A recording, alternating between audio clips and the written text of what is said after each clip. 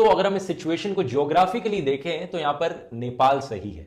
अगर हम सुगौली ट्रीटी के अकॉर्डिंग जाएं जो कहती है कि महाकाली रिवर के अकॉर्डिंग ही हमें नेपाल की वेस्टर्न बाउंड्री डिफाइन करनी है, तो ये बड़ा क्लियर है। जब नदी दो में बढ़ती है, वेस्ट वाली नदी ही बड़ी नदी है, उसी को ही एज अ बाउंड्री यूज किया जाना चाहिए और इस लॉजिक से नेपाल सही है। क्योंकि नेपालीज और इंडियंस के बीच में जो कनेक्शन है और जो रिलेशन है वो बहुत स्ट्रांग है, बहुत डीप है। कितने सारे नेपाली लोग इंडिया में काम करते हैं, इंडियन गवर्नमेंट के अंदर काम करते हैं, आर्मी के अंदर काम करते हैं। और इस इशू के सोल्यूशन को ढूंढते वक्त दोनों साइड्स को यहां पर सेंसिटिव रहना पड़ेगा, एक दूसरे की बात समझनी पड़ेगी, एक दूसरे के पर्सपेक्टिव समझने पड़ेंगे ताकि सोल्यूशन निकल पाए यहां पर।